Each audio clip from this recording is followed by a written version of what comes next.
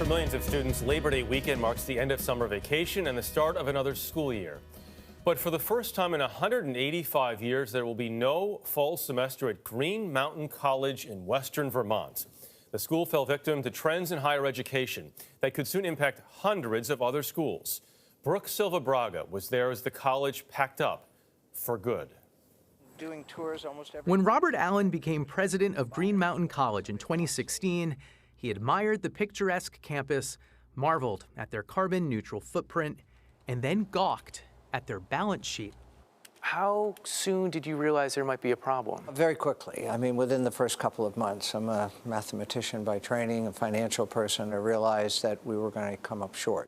The main problem was shrinking enrollment.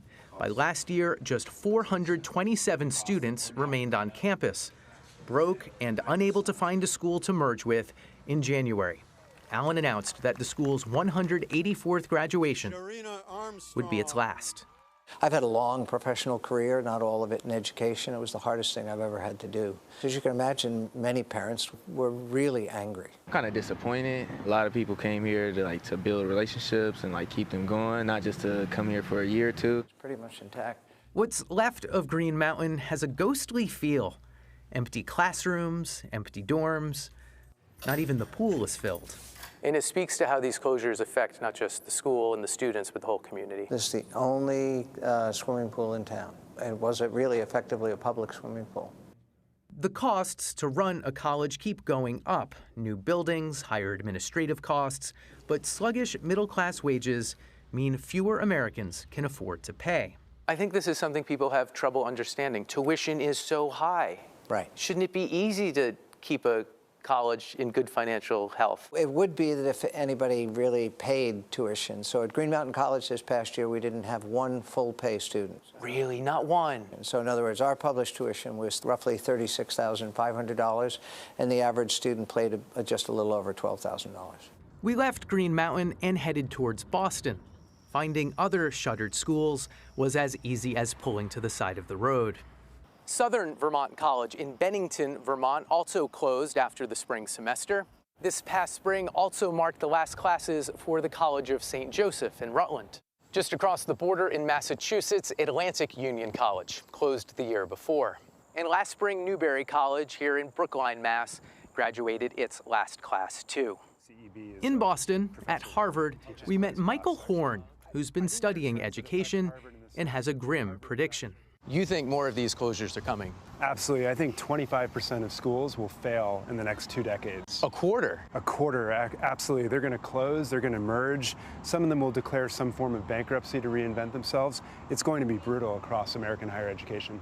And Horn says the problems colleges already face finding enough paying customers will only get worse. We know that families had fewer children after the recession in 2008, which means that in just a few years, there's just going to be fewer high school graduates and not as many students going into college. Fundamentally, these schools' business models are just breaking at the seams. Small schools in the Midwest and Northeast are especially vulnerable, and Horn says new forms of education will bring even more pressure.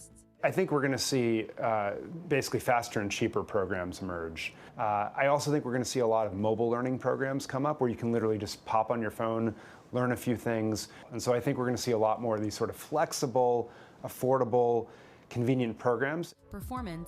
But what these college alternatives would mean for students and the families helping pay their way, that's less clear.